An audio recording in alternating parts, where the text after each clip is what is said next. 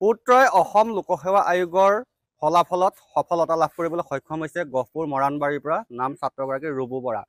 বহু কষ্টৰ মাজেৰে তেওঁ সফলতা লাভ কৰিছে, চতুৰ্দশ স্থান লাভ কৰিবলৈ সক্ষম হৈছে। কিন্তু তেওঁৰ পিতৃ ফলাফল ঘোষণা কৰিছে, আনফালে কিন্তু তেওঁৰ পিতৃয়ে এতিয়াও তামোল পাণৰ দোকানত তেওঁ বহি থাকিবলগীয়া হৈছে। কাৰণ তেওঁ তামোল পাণৰ ব্যৱসায় কৰি ৰুবু বৰাক তেওঁ পঢ়াইছিল, সকলোখিনি সা সুবিধা কৰি দিছিল। আজি ৰিজাল্ট দিছে, আজি ফলাফল ঘোষণা কৰিছে, কিন্তু এই একে সময়তে কিন্তু পিতৃগৰাকীয়ে নিজৰ পাণ তামোলৰ ব্যৱসায় কৰিবলৈ আহিছে। কাৰণ এয়াই তেওঁলোকৰ ভৰসা, ইয়াৰ জৰিয়তে তেওঁলোকে চলা মেলা কৰে। মই পোনে পোনে আপোনাৰ ওচৰলৈ আহিছোঁ। আজি যিহেতু ৰিজাল্ট দিছে, গম পাইছেই, আপুনি দোকানত বহি আছে, গতিকে ৰিজাল্টৰ কি খবৰ পাইছে? ৰিজাল্ট ভাল বুলি ফোন কৰিছে আৰু ভাল লাগিছে খুব। কিহত পাইছে বুলি কৈছে? হেৰি এজি হ'ব বোলে, এজি হ'ব বোলে। APSC এক্সামত তেওঁ পাছ কৰিছে। হয় হয়। গতিকে আপুনি আজি পাণ তামোলৰ দোকানত এই সময়ত বহি আছে, ঘৰলৈ যাব লাগিছিলে। হয়, যাম বাৰু, অকণ সোনকালে যাম আজি। সোনকালে যাব, মনটো ভাল লাগিছে। ঘৰততো মানুহ ভৰি আছে, হয় নহয় জানো? কেনেকুৱা লাগিছে ইমান কষ্ট কৰি আপুনি? ধুনীয়া লাগিছে, মই এইখন বেপাৰ কৰিয়ে তাক পঢ়ালো।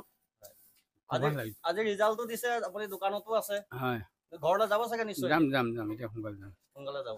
যেতিয়া প্ৰথম পুত্ৰৰ খবৰটো পালে তেতিয়া কেনেকুৱা লাগিলে মনটো? কাৰণ অতদিন আপোনালোকে এই ব্যৱসায় কৰিয়ে অতি ভাল লাগিছে। প্ৰথম খবৰটো কোনে দিলে? ফোন কৰিছে সি, ল'ৰাই ফোন কৰিছে। গতিকে আজিতো ব্যৱসায় বাদ দিব লাগে। আজি বাদ দিব লাগে, কিন্তু এতিয়া নোৱাৰি পেলাই আহিলো আৰু দেখা কৰিবলৈ। ঘৰততো মানুহ বহুত। হয়, চব বস্তু যা যোগাৰ দি থৈ আহিছো বাৰু। হয় নেকি? কিমানখিনি কষ্ট হৈছিলে তাক এই পৰ্যায় পোৱাবলৈ? বহুতখিনি কষ্ট কৰিলো, সেইটো কষ্ট ভাবিব নোৱাৰি আৰু। বহুত কষ্ট কৰে। আজি এতিয়া ভাল লাগিছে? ভাল লাগিছে আজি নথৈ আনন্দ পাইছো। আনন্দ পাইছো। নিশ্চয় এইখন হৈছে তেওঁৰ পাণ তামোলৰ দোকান। মোৰ সহযোগীয়ে দেখাব।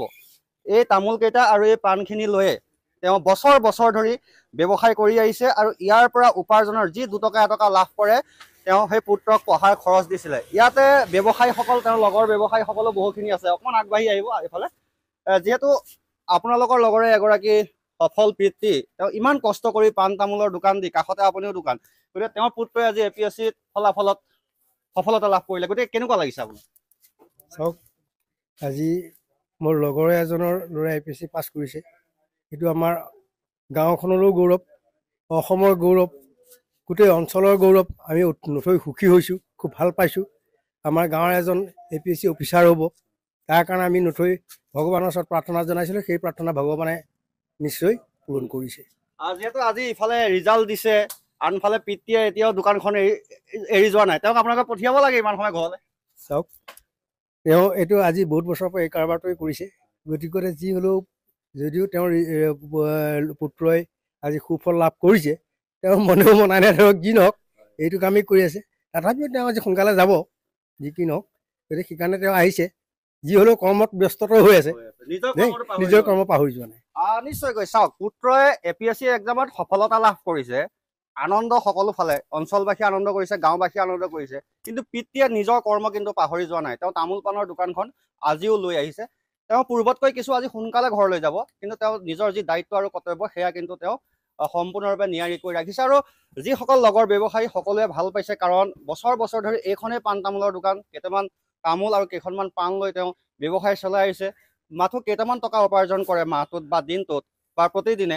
সেই টকাৰে বৰ্তমান সময়ত মূল্যবৃদ্ধিৰ সমস্যাত ঘৰ চলাটো বহু কষ্টকৰ, কিন্তু তাৰ মাজতে ঘৰখনো চলায়, নিজৰ সন্তানকো পঢ়ায়, আজি এই পৰ্যায়ত পোৱালে। গতিকে ই নিশ্চয় এক সফলতাৰ কাহিনী, আৰু অঞ্চলবাসীয়ে এতিয়া ৰুবু বৰাৰ লগতে তেওঁৰ পিতৃ আৰু তেওঁৰ মাতৃকো অভিনন্দন জ্ঞাপন কৰা দেখা গৈছে। আপুনি বিচৰা বাতৰি পাব কেৱল নিউজ 18 এপত। নিউজ 18 এপ ডাউনলোড কৰিবলৈ স্কেন কৰক এই QR কোড। গুগল প্লে ষ্টৰতো পাব এই নিউজ 18 এপ।